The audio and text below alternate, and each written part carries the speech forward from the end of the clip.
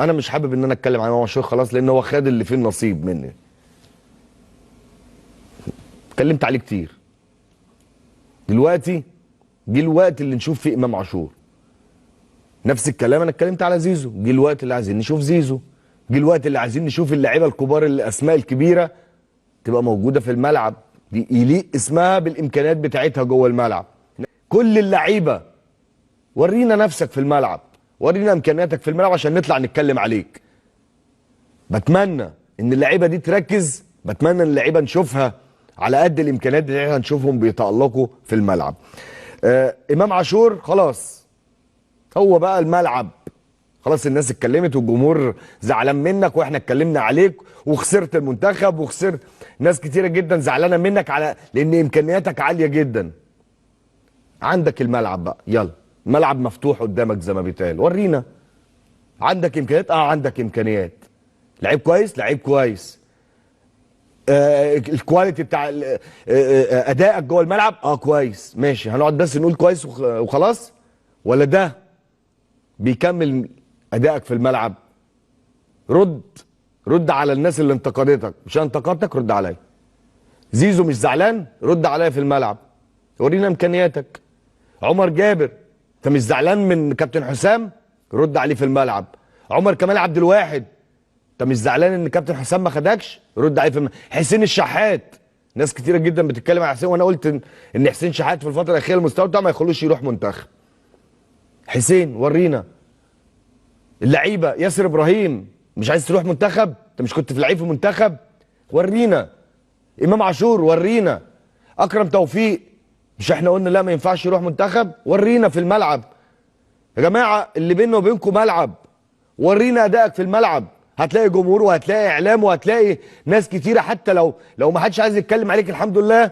احنا دايما الواحد لما بيبص ليه رؤيه، هديك حقك حتى لو الناس مش واخده بالها منك، هنطلع نشيد بيك، هنطلع نتكلم عليك بناء على ادائك جوه الملعب. رمضان صبحي عندك فرصه.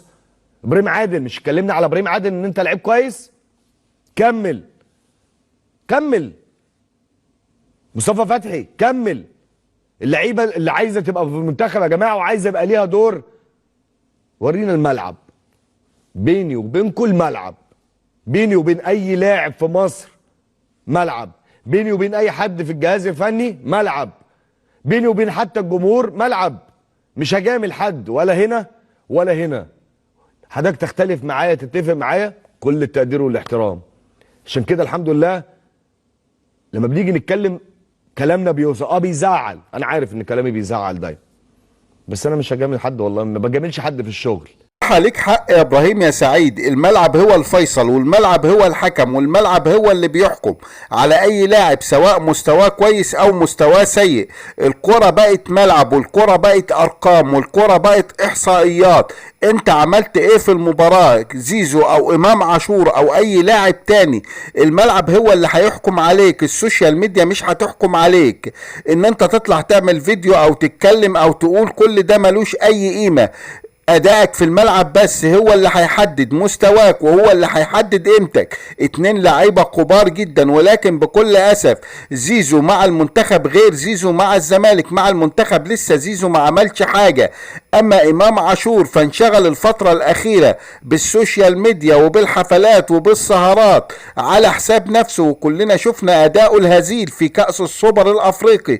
كل ده ولعيبه اخرون زي رمضان صبحي وغيرهم هيبانوا في كاس السوبر المصري، اللي هو فرصة عظيمة جدا. مبارياته هتبدأ يوم الحد، الزمالك وبيراميدز والاهلي وسيراميكا، وبعد كده يوم الخميس هيكون النهائي. هنشوفوا ايه اللي هيحصل. اللعيبة بحالها عندها فرصة عظيمة جدا انها تعبر عن نفسها، وانها تقول انها موجودة، وانها تقول انها مؤثرة. بس كل ده مش هيحصل غير في الملعب، زي ما ابراهيم سعيد بيقول. بالفعل الملعب هو الحكم يا جماعة. مفيش لا السوشيال ميديا هتنفع لاعب بعد كده ولا اي حاجة تاني. عمر اللاعب في الملاعب معروف 10 سنين 12 سنة 15 سنة مش اكتر من كده. لازم يكون تركيزك فيهم بنسبة 100% عشان تثبت للناس ان انت بالفعل لعيب كويس. مش لما الجماهير تهللك على كرة عملتها او جون جبته خلاص مفكر ان العملية كده خلصت. لا، الجماهير مع اول غلطة لك هتزوم عليك، الجماهير مع اول اداء سيء لك هتقول مش عاوزينه مهما كان اسمك ومهما كان مستواك قبل كده. هي دي كرة القدم. كلنا شفنا وعندنا نماذج عظيمة جدا لكرة القدم. كلنا شايفين رونالدو بيعمل ايه، كلنا شايفين ميسي بيعمل ايه. ميسي اللي جاب هاتريك في اخر مباراة وصنع هدفين، حاجة يعني اعجاز في الكرة. لعيب زي ميسي ده هو عاوز يعمل كرة تاني، ما خد كاس العالم وخد بطولة امريكا الجنوبية، المفروض يقعد بقى حاطط رجل على رجل ويقول لك انا اعظم وافضل لاعب في تاريخ كرة القدم في العالم. ودي حقيقة بنسبة 1,000,000% بالارقام وبالاداء وبكل حاجة. لا، هو ما بيعملش كده، ده هو بيجتهد كأنه عيل صغير، كأنه ناشئ. ورونالدو نفس الكلام.